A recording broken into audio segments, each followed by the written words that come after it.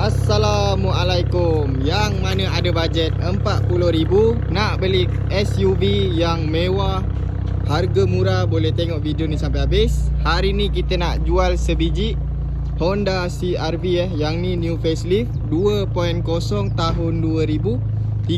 Korang tengok dulu harga dia. Kita jual 49. Salah, harga dia 59, last kita bagi pun 45. So yang ni model facelift. Korang tengok bahagian depan ni, cat dia cat masih original lah. So masih okey lagi. Lampu smoke, sport rim 17 inci, tayar bunga tebal lagi. So bahagian tepi ni doorstep semua ada lagi. Yang ni bahagian belakang korang tengok, cantik lagi Cuma yang ni tak ada spoiler saja. So model ni dia 4-wheel drive. Lampu semua cantik lagi.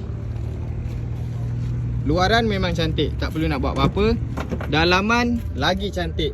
Nampak ni, dashboard, steering semua cantik lagi. Meter facelift.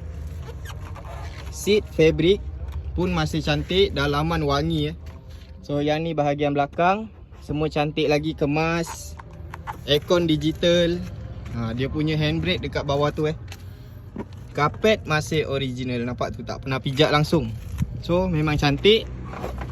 Harga korang tengok 45.